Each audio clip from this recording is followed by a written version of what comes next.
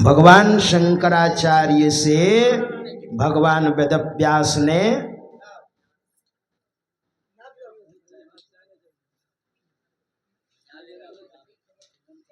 उदारता है ना, लेकिन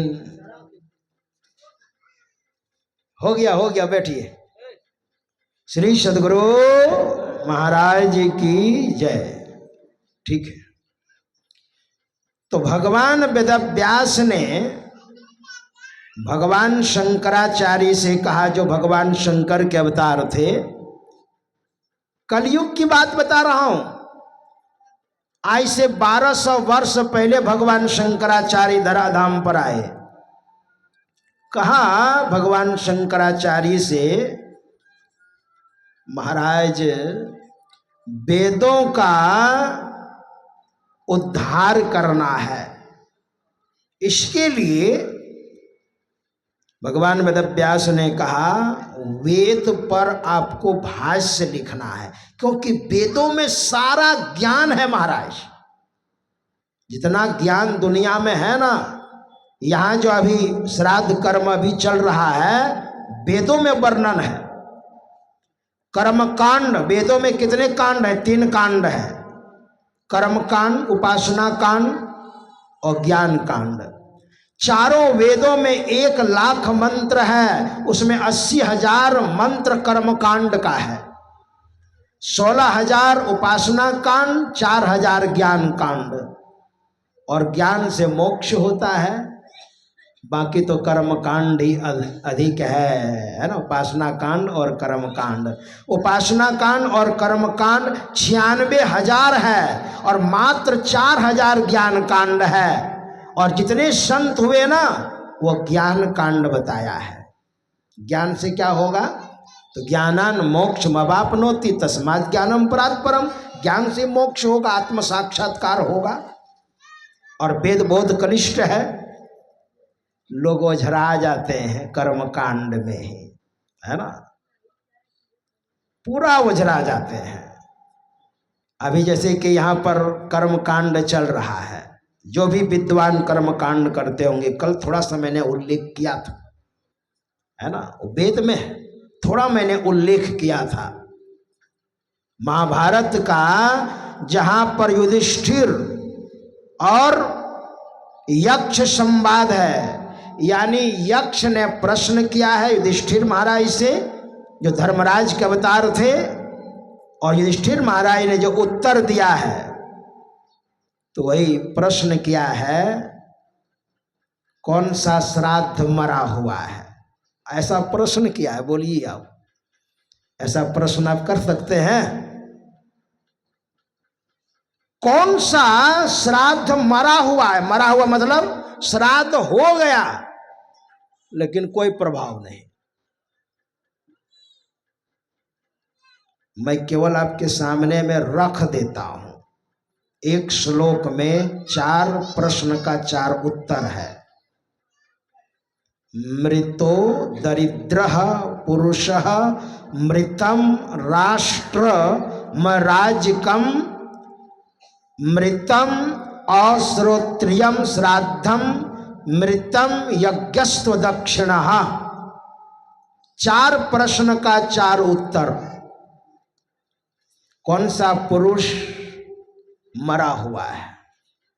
जिंदा तो दिखाई पड़ रहा है लेकिन मरा हुआ है। बोलिए अब, ऐसा प्रश्न है। तो युधिष्ठिर महाराज ने कहा मृतो दरिद्रः पुरुषः, जो दरिद्र है वह जिंदा तो दिखाई पड़ता है लेकिन मरा हुआ है। और कौन सा देश मरा हुआ है? कहा जिस देश में कोई राजा ना हो। कौन सा यज्ञ मरा हुआ इसमें दक्षिणा का प्रावधान ना हो? मृतम यज्ञस्तु दक्षिणः। और कौन सा श्राद्ध मरा है? कहा मृतम अश्रोत्रियम श्राद्धम। वह श्राद्ध मरा हुआ है जिसमें श्रोत्रिय विद्वान ना हो। यहाँ जात से मतलब नहीं है। हम अगर ब्राह्मण हैं और हम कहें कि निका ज्ञान किसी का खरीदा हुआ नहीं होता है, मतलब अगर उसने श्राद्ध कर दिया विद्वान ने, अगर वो श्रोत्रिय नहीं है, मतलब विद्वान भी हो और वैष्णव भी हो और भजनानंदी हो, तब तो उस दिवंगत आत्मा को शांति मिलेगी। और भजनानंदी नहीं हो और खाद्य पदार्थ खाते पीते हाँ और उसने श्राद्ध कर दिया, तो युधिष्ठिर महाराज कहते वो मरा हुआ श्राद्ध है। बोलिए आप, ऐसा है, श्राद्ध मरा हुआ है ना। अब कहिएगा महाराज कैसे? धुंधकारी जब मर गया क्या, मार दिया। भागवत में प्रसंग आता है, धुंधकारी को जब 5 कुलटाओं ने मिल करके मार दिया और गौकर्ण भजनानंदी था भाई, छोटा भाई था, उनको जब पता चला और वे जा करके गया जी में जा करके श्राद्ध किया। बहुत बार लोग गया भी जाते हैं, बहुत बार तो माता पिता को वहाँ सौंप करके आ जाते हैं, वहाँ पर पिंड देते हैं, का हो गया काम, अब कुछ नहीं करना है, मेरे माता पिता का उद्धार हो गया। अरे सबका आध्यात्मिक अर्थ होता है ना, सबका आध्यात्मिक अर्थ होता है। पिंड का मतलब होता है शरीर, पिंड का मतलब शरीर होता है, यानी शरीर को दान दीजिए। ये नहीं कि अरवा चावल का वो गोला बना के दे दिए हो गया, वो तो एक फॉर्मेलिटी है, एक औपचारिकता है, एक प्रतीक है। दान दीजिए तब उद्धार होगा, अर्थात भजन में लगाइए तब।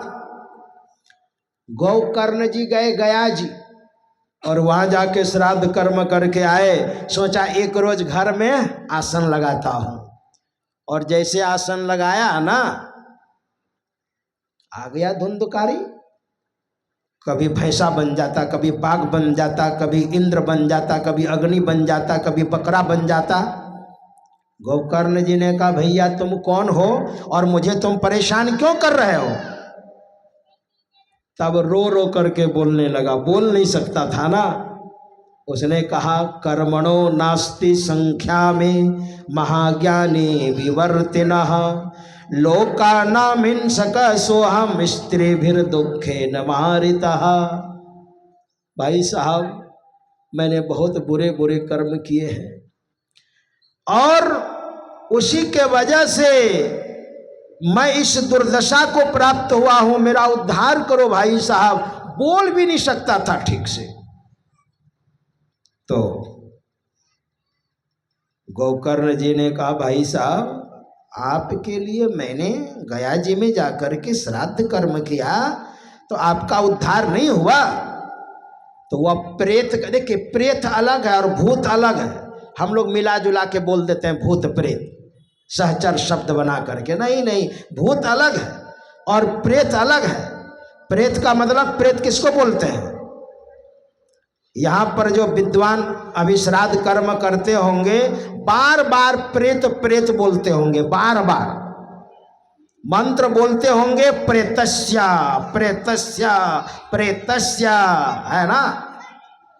अब बताइए, जब प्रेत बना दिया भजनानंदी को, वो क्या करेंगे बेचारा, है ना। वो कर भी क्या सकते हैं, नियम यही है, मरने के बाद और श्राद्ध कर्म करने के पहले उस दिवंगत आत्मा का नाम प्रेत होता है, प्रेत संज्ञा होती है। जितना भी मंत्र बोलेंगे सब प्रेत के उद्धार के लिए, यानी अभी कोई शरीर नहीं मिला है इसलिए उसे प्रेत कहा जाता है। और भूत, संत कबीर साहब से सुनिए, भूत की जोनी मिल गई, जन्म ले लिया, दीवाने मन भजन बिना दुख पई हो। संत कबीर साहब ने कहा पहला जन्म भूत का पई हो, है ना, जन्म हो गया। और प्रेत का भी जन्म